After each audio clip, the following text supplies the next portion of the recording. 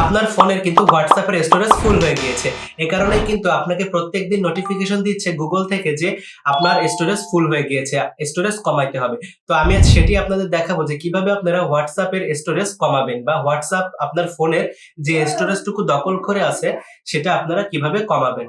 তো চলুন আমরা দেখে আসি।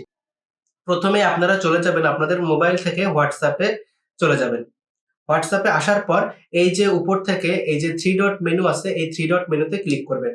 ক্লিক করার পর এখান থেকে ক্লিক করবেন সেটিংসে। সেটিংসে ক্লিক করার পর একটু নিচে স্ক্রল করে আসবেন। তারপর এখানে একটি অপশন পাবেন স্টোরেজ অ্যান্ড ডাটা। এখানে আপনারা ক্লিক করে দিবেন। এখানে ক্লিক করার পর এই যে দেখুন উপরে দেখাচ্ছে ম্যানেজ স্টোরেজ, এখানে 15.5 জিবি দেখাচ্ছে স্টোরেজ দখল করে আছে। আমি এখানে ক্লিক করব।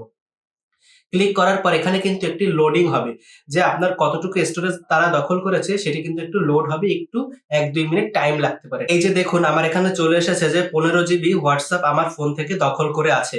তো আমি যদি একটু নিচে স্ক্রল করি আমাকে এখানে দেখাবে যে আমার কোন কোন আইডির সাথে বেশি স্টোরেজ দখল হয়েছে, অর্থাৎ আমি কোন কোন আইডির সাথে বেশি ফাইল শেয়ার করে বা আদান প্রদান করে বেশি স্টোরেজ এখানে দখল করিয়েছি।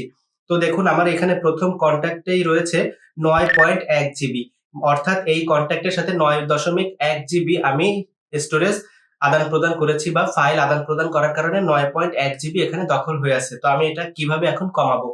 তো আমি এখানে প্রথম কন্ট্যাক্টের উপর একটি ক্লিক করব।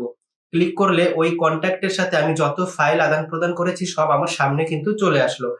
তো এখান থেকে আমি এরকম চাপ দিয়ে ধরে ধরে সিলেক্ট করব। এই যে আমি চাপ দিয়ে ধরে ধরে এখান থেকে প্রত্যেকটি ফাইল কিন্তু সিলেক্ট করতেছি। ঠিক আছে? আপনারা আপনাদের মতন সিলেক্ট করে নিবেন। তো এই যে আমি প্রত্যেকটি ফাইল কিন্তু এখানে চাপ দিয়ে ধরে ধরে সিলেক্ট করে নিচ্ছি। এই যে আমি সিলেক্ট করে নিলাম। করে নেওয়ার পর এই যে উপরে কোণায় ডান পাশে যে একটি বক্স দেখতে পাচ্ছেন বা একটি ডিলিট এর অপশন দেখতে পাচ্ছেন, এই অপশনে আপনারা ক্লিক করে দিবেন। ক্লিক করে দেওয়ার পর এখানে ডিলিট বাটনে ক্লিক করে দিবেন। ডিলিট বাটনে ক্লিক করে দেওয়ার পর এই যে এখানে দেখাচ্ছে ডিলিটিং আইটেমস, অর্থাৎ এখানে ডিলিট কিন্তু হয়ে যাচ্ছে। আস্তে আস্তে ডিলিট প্রসেসিং হয়ে গেছে। এই দেখুন 2.2 জিবি, অর্থাৎ এখান থেকে 2.2 জিবি কিন্তু ডিলিট হয়ে গিয়েছে। এখন যদি আপনাদের আমি দেখাই একটু রিফ্রেশ দিতে হবে। এই পেজটা আপনারা একটু রিফ্রেশ দিবেন। ঠিক আছে? এই যে আমি ব্যাকে গেলাম।